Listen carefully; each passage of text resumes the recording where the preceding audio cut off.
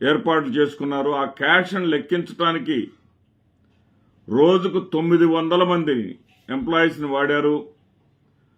280 machines వాడారు అని Telugu Desam party Twitter అకౌంట్లో దారుణమైనటువంటి పోస్టు పెట్టారు. వాస్తవాలకు అతీతమైనటువంటి పోస్టును పెట్టారు. నివ్వెరపోయేలాగా ఆ అంశాన్ని కూడా రాశారు. నిక్కబొడుచుకుంటాయి మీకు రోమాలు, ఆశ్చర్యపోతారు మీరు, అయినా సరే నిజాలు ఇవి, గుండె నిబ్బరం చేసుకొని వినండి, చదవండి, చూడండి అని చెప్పేసి పెట్టారు వాళ్ళు. చూస్తే దాంట్లో ఏముందంటే, ఈ రోజువారీ వచ్చేటటువంటి మద్యం మీద వచ్చేటటువంటి డబ్బుల్ని లెక్కించడానికి, తాడేపల్లి ప్యాలెస్కి డబ్బు వస్తే ఆ డబ్బులు లెక్కించడానికి 900 మంది ఎంప్లాయీస్ ఉన్నారని, 280 వరకు ఎలక్ట్రానిక్ మిషన్స్ ఉన్నాయని, ఈ మిషన్స్ ద్వారా ఆ డబ్బును లెక్కించి జగన్మోహన్ రెడ్డి గారికి రోజువారీ అందజేశారని, ఈ డబ్బులు తరలించాలంటే షిప్పులే కావాలని, మామూలు బస్సులు వాహనాలు సరిపోవని చెప్పేసి వాళ్ళు చెప్పారు. తీరా వాళ్ళు చేసినటువంటి లెక్క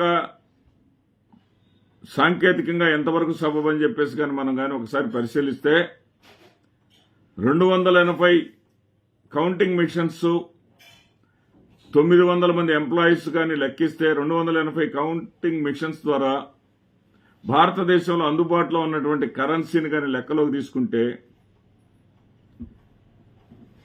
మరి సాంకేతిక నిపుణులు చెప్పినటువంటి అమౌంట్ ఎంత లెక్కించవచ్చు అంటే వీళ్ళు నెలకు వచ్చేసరికి 10,80,000 కోట్ల రూపాయల అమౌంట్ని లెక్కించవచ్చు.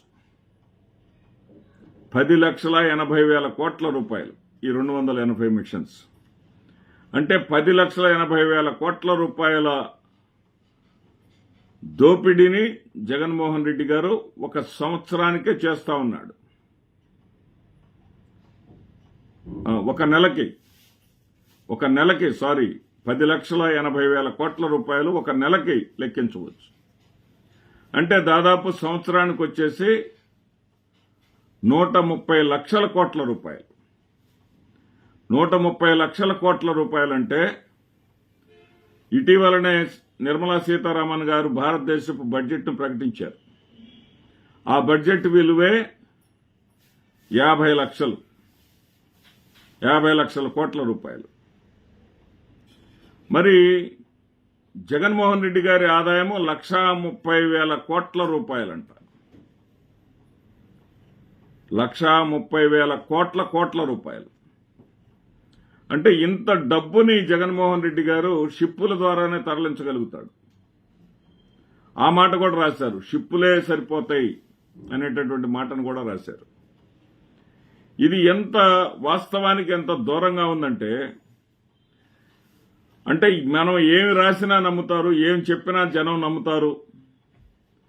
మనం చెప్పినటువంటి దొంగ మాటలు నమ్మి అధికారం ఇచ్చారు కాబట్టి మనం ఇప్పుడు ఏమి చెప్పినా ఏమి రాసినా సరే నమ్ముతారు అనేటటువంటి విధంగా వీళ్ళు రాయటం అనేది చూస్తే, జర్నలిజం అనేది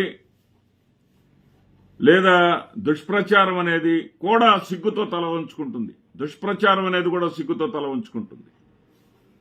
ఎంత దారుణమైనటువంటి ప్రచారం అంటే 130 లక్షల కోట్ల రూపాయలు వార్షిక ఆదాయాన్ని జగన్మోహన్ రెడ్డి గారు కానీ పొంది ఉంటే,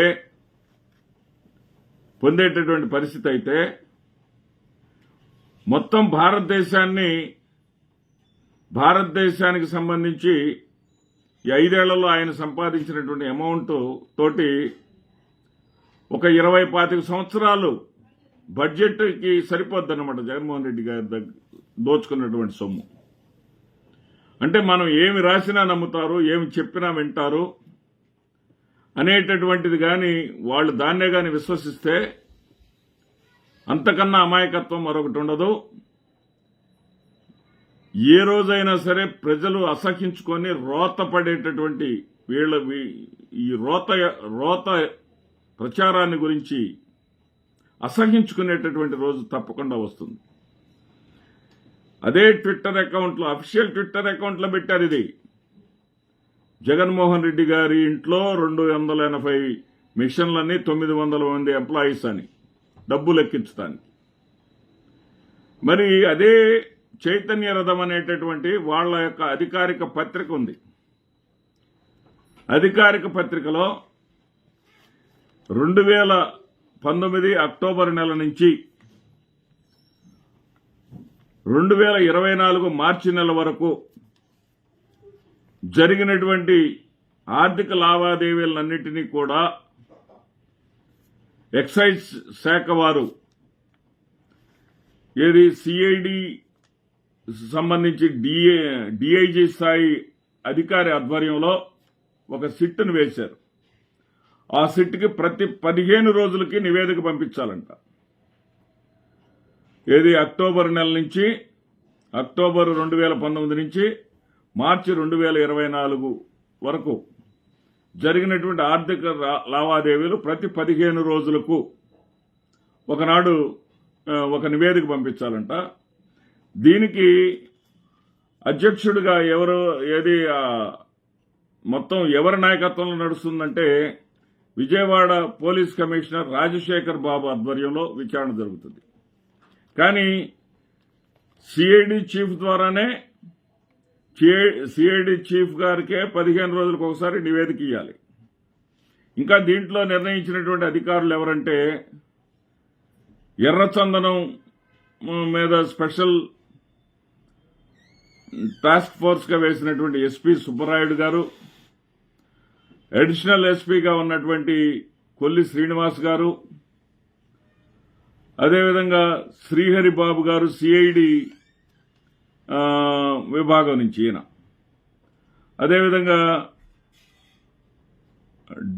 డిఎస్పీ డిఎస్పీ శ్రీనివాస్ గారు, సిఐ స్థాయి అధికారి శివాజీ గారిని కూడా దీంట్లో పెట్టడం జరిగింది. వీళ్ళందరూ కలిసి విచారణ చేస్తారంట. వీళ్ళందరి దగ్గరికి వచ్చినటువంటి ఆరోపణ ఏంటంటే 90,000 కోట్ల రూపాయలు. ఇక్కడ చూడండి, వైచిత్రం చూడండి.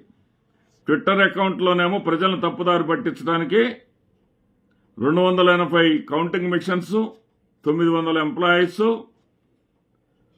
దాదాపు సంవత్సరానికి వచ్చేసి 130 లక్షల కోట్ల రూపాయలు లెక్కిస్తారు. ఇక్కడ వీళ్ళు ఆరోపణ చేసింది ఎంతో తెలుసంటే 1 లక్ష కూడా కాదు, 90,000 కోట్ల రూపాయలు మాత్రమే. ఎందుకంటే చైతన్య రథం అనేది